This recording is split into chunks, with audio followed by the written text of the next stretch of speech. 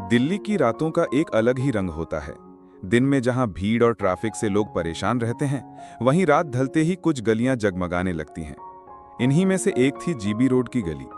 हल्की पीली बत्तियां, टूटी फूटी इमारतें, खिड़कियों से झांकती औरतें और सड़कों पर स्पष्टीकरण डिस्क्लेमर। इस लघु फिल्म में दिखाई गई सभी घटनाएं, पात्र और परिस्थितियां पूरी तरह कल्पना पर आधारित हैं। इनका किसी भी वास्तविक व्यक्ति, स्थान, धर्म, जाति या घटना से कोई संबंध नहीं है। यदि बड़े दलाल सब मिलकर उस जगह को और रहस्यमयी बना देते थे। रवि उस गली में पहली बार आया था। उसका दिल तेज तेज धड़क रहा था, पैरों में थोड़ी हिचकिचाहट थी। वो सोच रहा था, क्या सच में मुझे यहां आना चाहिए था? अगर कोई जान पहचान वाला देख ले तो? लेकिन उसके अंदर का जिज्ञासु लड़का उसे खींचकर अंदर ले जा रहा था। गली के कोने पर खड़े एक बुजुर्ग ने उसकी तरफ देखा और कहा, नए लगते हो, किस तरह की चहलकदमी चाहिए? रवि बस सिर झुकाकर आगे बढ़ गया। कुछ कदम बाद ही उसकी नजर एक लड़की पर पड़ी। वो बाकी सबसे अलग थी। उसकी आंखों में एक अजीब सा आत्मविश्वास और मासूमियत दोनों थे। लाल रंग का घाघरा, कंधे से सरकती हुई चुनरी और चेहरे पर हल्का मेकअप। वो औरत बाकी सबसे चमक रही थी। रवि की नजरें जैसे वहीं ठहर गईं। वो लड़की थी रीना। रीना ने उसे देखा और एक शरारती मुस्कान दी, फिर अपने होंठों पर दांत फेरते हुए धीरे से बोली, पहली बार हो ना? डरो मत, यहां सब नए आते हैं। रवि के गले से आवाज ही नहीं निकल रही थी, बस हल्की सी हूं कह पाया। रीना ने उसका हाथ पकड़ा और ऊपर बने कमरे की तरफ ले जाने लगी। सीढ़ियां चढ़ते हुए रवि का दिल और तेज धड़कने लगा। कमरा छोटा था, लेकिन भीतर एक अलग ही माहौल था। लाल पर्दे, पुराना पलंग और कोने में रखे शीशे में टिमटिमाती बल्ब की रोशनी, सब कुछ अजीब सा रोमांच पैदा कर रहे थे। दरवाजा बंद होते ही रवि की नजरें रीना पर ठहर गईं।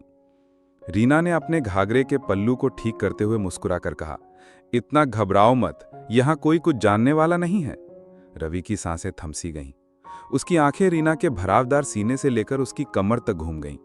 रीना जैसे जानबूझकर अपनी चूड़ियां खनका रही थी और उसके आधे खुले बदन का नजारा रवि की धड़कनों को तेज कर रहा था। रवि ने महसूस किया कि यह सब सिर्फ जिस्मानी खेल नहीं था। रीना की हर हरकत, उसका मुस्कुराना, उसकी आंखों का इशारा, सब उसे खींच रहा था। उस पल उसे लगा कि उसने अपनी जिंदगी की सबसे हसीन औरत देखी है। रीना पास आई। उसकी खुशबू ने रवि को मदहोश कर दिया। धीरे से बोली, यहां सब कुछ मिलता है, लेकिन दिल अगर लगा बैठे तो तकलीफ भी होती है। रवि पहली बार किसी औरत के इतने करीब था। उसके लिए यह सिर्फ एक रात नहीं थी, यह शुरुआत थी किसी नए एहसास की। रवि उस रात कमरे से बाहर निकला तो उसके दिमाग में सिर्फ रीना ही घूम रही थी। सड़क पर खड़े शोरगुल, हंसी मजाक और दूसरे ग्राहकों की आवाजें सब फीकी लग रही थीं। ऑटो में बैठा तो खिड़की से बाहर देखते हुए सोचता रहा, ये लड़की बाकी सबसे अलग थी। उसमें कुछ ऐसा है जो मुझे खींच रहा है। अगले ही हफ्ते उसने खुद को रोक नहीं पाया, फिर से उसी गली का रास्ता पकड़ लिया। गली वैसी ही थी, वही हल्की पीली रोशनी, वही खिड़कियों से झांकती औरतें, लेकिन रवि की नजरें किसी और को नहीं, सिर्फ रीना को खोज रही थीं। आज रीना नीली साड़ी में थी। उसके भरावदार सीने पर कसकर बंधा हुआ ब्लाउज और कमर तक लगराते खुले बाल उसे और भी हसीन बना रहे थे। जैसे ही रीना ने उसे देखा, उसके होंठों पर हल्की सी मुस्कान आ गई। फिर आ गए, लगता है पहली मुलाकात अच्छी रही, उसने छेड़ते हुए कहा। रवि मुस्कुराया, लेकिन दिल की धड़कन तेज थी। तुम्हें देखे बिना रहा नहीं गया। रीना पल भर चुप रही, फिर नजरों को झुकाकर सीढ़ियों की तरफ इशारा किया। कमरे में पहुंचते ही रवि ने महसूस किया कि इस बार माहौल और भी गहरा है। रीना पास आई। उसकी चुन्नी ढीली होकर कंधे से खिसक गई थी। रवि उसकी आंखों में देख रहा था और उसकी नजरें सीधे दिल को छू रही थीं। तुम्हें तो मैं बस काम की तरह लेती हूं, लेकिन तुम्हारी आंखें कुछ और कहती हैं, रीना ने धीमी आवाज में कहा। रवि के लिए यह सब नया था। उसने हिम्मत जुटाकर कहा, मैं तुम्हारे साथ सिर्फ जिस्म नहीं चाहता, मैं तुम्हें महसूस करना चाहता हूं। रीना ठहाका मारकर हंसी, लेकिन उसकी हंसी में दर्द छिपा था। यहां सब लोग यही कहते हैं, कोई दिल नहीं ले जाता, सब बस जिस्म तलाशते हैं। रवि ने उसका हाथ पकड़ लिया। उस तश्प में एक अजीब सी गर्माहट थी। रीना ने पहली बार उसकी आंखों में गहराई से देखा। अगले कुछ हफ्तों तक रवि बार बार आने लगा। हर बार पैसे देकर कुछ घंटे बिताता, लेकिन उन घंटों में बातें ज्यादा होती और जिस्मानी नजदीकियां कम। वो रीना की हंसी सुनता, उसकी कहानियां सुनता, और बीच बीच में उसके भरपूर बदन को देखता तो उसकी हवस और भी बढ़ जाती। एक दिन रवि ने हिम्मत की और कहा, रीना, मुझे अपना नंबर दे दो, मैं हर बार यहां नहीं आ सकता। रीना चौंक गई। तुम्हें क्या लगता है हम बाहर दोस्ती कर सकते हैं? यहां की औरतें सिर्फ कमरे तक की होती हैं। लेकिन रवि के चेहरे पर उसकी सच्चाई झलक रही थी। रीना ने थोड़ी झिझक के बाद एक पुरानी डायरी से पन्ना फाड़ा और उस पर अपना नंबर लिख दिया। अगर दिल करता है तो बात करना, लेकिन याद रखना ये रास्ता आसान नहीं है, उसने गहरी आवाज में कहा। रवि उस कागज को ऐसे पकड़ रहा था जैसे जिंदगी का कोई खजाना मिल गया हो। उस रात पहली बार रवि ने रीना को छूते हुए सिर्फ हवस नहीं बल्कि अपनापन महसूस किया। रीना ने भी उसकी बाहों में कुछ पल के लिए खुद को खो दिया।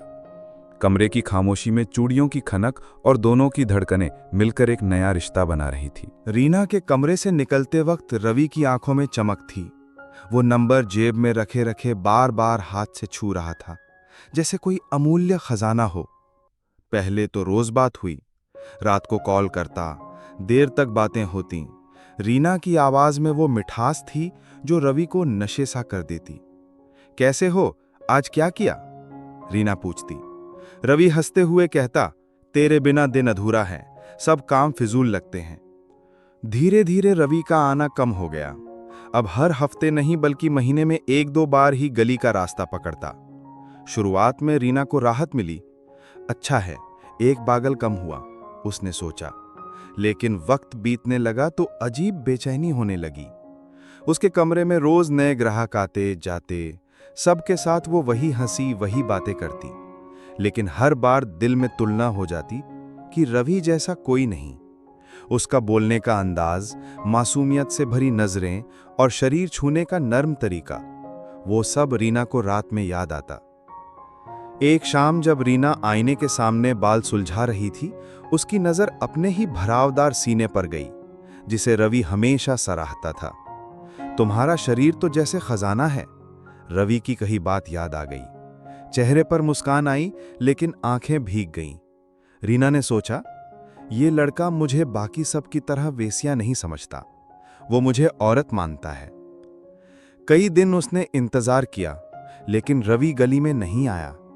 एक रात वो खुद को रोक नहीं पाई। मोबाइल उठाया और रवि का नंबर मिलाया। हेलो, कहाँ हो तुम? रवि हक्का बक्का रह गया। रीना, तुमने कॉल किया? हाँ, अब नहीं आओगे क्या, या बस भूल गए मुझे? उसकी आवाज में शिकायत छुपी थी। रवि चुप हो गया, फिर धीरे से बोला, भूलूंगा कैसे, लेकिन मैं नहीं चाहता तुम्हें हर बार पैसों से खरीदूं। मैं चाहता हूं कि हमारी मुलाकातें असली हों। रीना के होंठ कांप गए। पहली बार उसने किसी ग्राहक से ऐसा सुना था। अगली बार जब रवि मिलने आया तो सब कुछ अलग था। रीना ने उस दिन खास तैयारियां की। लाल रंग का घाघरा चोली, बालों में फूल और हल्का काजल। रवि को देखते ही वो मुस्कुराई। आज तुम सिर्फ मेरे मेहमान नहीं हो, तुम मेरे अपने हो, उसने कहा, और उसकी गर्दन में बाहें डाल दी। उसके भरपूर सीने की गर्माहट, उसकी चूड़ियों की खनक और घाघरे की सरसराहट, सब रवि महसूस कर रहा था। ये हवस भी थी और मोहब्बत भी। रवि ने उसके कान में फुसफुसाया, रीना, तुम चाहो तो मैं तुम्हें यहां से निकाल सकता हूं, मेरे साथ चलो। रीना चौंकी, उसकी आंखों में आंसू आ गए। तुम पागल हो रवि, ये सब ख्वाब हैं, हमारी दुनिया अलग है। लेकिन दिल की गहराई में पहली बार उसने सोचा, क्या सच में ये मुमकिन है? उस रात दोनों ने नजदीकियां भी बढ़ाईं और दिल की बातें भी। रीना ने महसूस किया कि ये रिश्ता अब सिर्फ जिस्म तक सीमित नहीं रहा, और रवि ने ठान लिया कि अब वो रीना को इस नर्क से बाहर निकालेगा। रवि की जिंदगी अब बदल चुकी थी। ऑफिस का काम, दोस्तों की बातें, घर का माहौल, सब कुछ फीका पड़ चुका था। उसके दिमाग में सिर्फ रीना थी। रात में सोते समय उसकी हंसी, उसकी आंखें और उसका भरावदार बदन सब बार बार याद आता। लेकिन रवि अब सिर्फ हवस का कैदी नहीं था, उसके दिल में सच्चा प्यार जाग चुका था। उसने ठान लिया कि रीना को इस जगह से निकाल कर ही दम लूंगा। कई हफ्तों तक उसने पैसों के लिए मेहनत की, ओवर टाइम, पार्ट टाइम काम, और जो भी कर सकता था किया। दोस्तों ने मजाक उड़ाया, किसी रंडी के लिए इतना मर क्यों रहा है? लेकिन रवि को किसी की परवाह नहीं थी। एक दिन जब वो फिर से रीना के कमरे में पहुंचा तो उसकी आंखों में दृढ़ता थी। रीना, मैंने पैसे जोड़ लिए हैं, अब मैं तुम्हें यहां से निकालूंगा। रीना की आंखें फटी रह गईं। तुम जानते भी हो इसका मतलब क्या है? यहां से निकलने के लिए दलाल और मालिकों को बहुत बड़ी रकम देनी पड़ती है। और फिर क्या तुम सच में मुझे अपनाओगे? मेरे अतीत को भूल पाओगे? रवि ने बिना झिझक उसके हाथ पकड़ लिए। तेरा अतीत तेरा था, पर तेरी जिंदगी का हर आने वाला दिन मेरा होगा। रीना की आंखें भर आईं। पहली बार किसी मर्द ने उसे औरत की तरह अपनाया था। फिर भी रास्ता आसान नहीं था।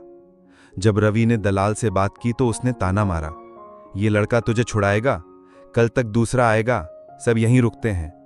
लेकिन रवि ने मोटी रकम सामने रखी।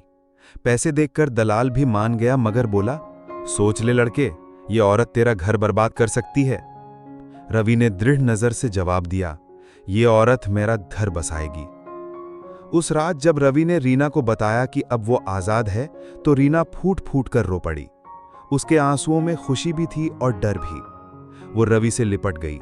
उसके भरपूर सीने से रवि का चेहरा दब गया। उसकी गर्माहट ने सारी थकान मिटा दी। रीना फुसफुसाई, रवि, तू सच में पागल है, लेकिन आज पहली बार यह पागलपन मुझे अच्छा लग रहा है। उसने पहली बार बिना किसी झिझक के खुद को रवि के हवाले कर दिया। उसकी ब्रा का हुक खोलते वक्त उसके हाथ कांप रहे थे, लेकिन आंखों में सुकून था। यह सिर्फ हवस नहीं थी, यह आजादी और प्यार का जश्न था। कुछ हफ्तों बाद रवि और रीना ने एक छोटे से मंदिर में शादी कर ली। कोई बैंड बाजा नहीं, कोई शोर नहीं, सिर्फ दो दिल और कुछ गवाह। रीना ने साड़ी का पल्लू सिर पर लिया और रवि के कदमों में बैठ गई। आज मैं सच में तेरी पत्नी हूं, अब कोई मुझे छू भी नहीं सकता। रवि ने उसे उठाया और गले से लगा लिया। अब हमारी जिंदगी नई होगी रीना, तू अब सिर्फ मेरी है। उस रात पहली बार दोनों ने बिना किसी डर के और बिना किसी सौदेबाजी के एक दूसरे को पाया। कमरे की खामोशी में सिर्फ उनकी सांसों की आवाज थी, और उसी पल से उनकी कहानी एक नए सफर पर निकल पड़ी। एक ऐसे सफर पर जहां हवस भी थी, प्यार भी, और सबसे बड़ी चीज इज्जत। शादी के बाद रवि और रीना की जिंदगी एकदम आसान नहीं रही। पड़ोसियों की नजरें, रिश्तेदारों की बातें और समाज का ताना, सब कुछ झेलना पड़ा। कभी कोई कहता, रवि, तुझे तो एक सीधी सादी लड़की मिल सकती थी, ये बदनाम औरत क्यों? तो कभी कोई रीना को घूरता, जैसे उसका अतीत अब भी उसकी परछाई बना हुआ हो। रीना कई बार रो देती, रवि, शायद मैंने तेरी जिंदगी मुश्किल बना दी है। लेकिन रवि हमेशा उसे गले लगाकर कहता, तू मेरे बीवी है, मेरी इज्जत है, जो भी तुझे बुरा कहेगा पहले मुझसे गुजरेगा। धीरे धीरे वक्त बीतता गया। रीना ने खुद को बदल लिया। अब वो वही रीना नहीं थी जो तंग कपड़ों और लाल होठों में ग्राहकों को लुभाती थी। अब वो एक साड़ी में, हाथों में चूड़ियां और माथे पर सिंदूर लगाए पक्की गृहस्थ औरत लगती थी। पर रवि जानता था कि उसके भीतर की औरत और उसकी हसरतें वही थीं। कभी कभी जब रीना बाल खोलकर उसके पास बैठती तो रवि फिर से उसी रात को जी उठता जब उसने पहली बार उसे छुआ था। रीना का भरावगार सीना, उसकी कमर का घुमाव और उसकी मादक मुस्कान अब सिर्फ रवि के लिए थी, और यही एहसास रवि को और भी दीवाना बना देता। एक रात शादी के कुछ महीनों बाद रवि घर देर से लौटा। रीना ने दरवाजा खोला, लेकिन इस बार उसकी आंखों में शरारत थी। उसने हल्की सी नेट की साड़ी पहनी थी और ब्लाउज इतना टाइट था कि उसकी गोलाइयां साफ झलक रही थीं। आज क्यों इतना सज धज कर बैठी हो रीना? रवि मुस्कुराया। रीना ने उसके कान में फुसफुसाया, आज पहली बार है जब मैं किसी को बिना डर, बिना मजबूरी के, खुद अपनी मर्जी से छू रही हूं। उसने रवि का हाथ पकड़कर अपने सीने पर रखा और धीमे से बोली, अब मैं सिर्फ तेरी औरत हूं। उस रात दोनों ने फिर से एक दूसरे को वैसे ही पाया जैसे पहली बार, लेकिन इस बार हवस में छिपा हुआ इश्क और इज्जत दोनों शामिल थे। धीरे धीरे उनकी जिंदगी पटरी पर आ गई। रवि को अच्छा जॉब मिला, रीना ने घर को संवार लिया। समाज धीरे धीरे चुप हो गया, क्योंकि दोनों की मोहब्बत इतनी मजबूत थी कि किसी की बात उनका कुछ बिगाड़ नहीं सकती थी। कुछ साल बाद जब रीना ने रवि को पहली बार ये खुशखबरी दी कि वो माँ बनने वाली है, तो रवि की आंखों में आंसू आ गए। अब हमारा प्यार अधूरा नहीं रहेगा रीना, रीना ने उसके गले लगकर कहा। ये बच्चा मेरे लिए नई जिंदगी का सबूत होगा कि मैं सिर्फ एक वेश्या नहीं थी, बल्कि एक औरत, एक पत्नी और अब एक माँ भी हूँ। कहानी का अंत वहीं हुआ जहाँ से एक नई कहानी शुरू हो रही थी।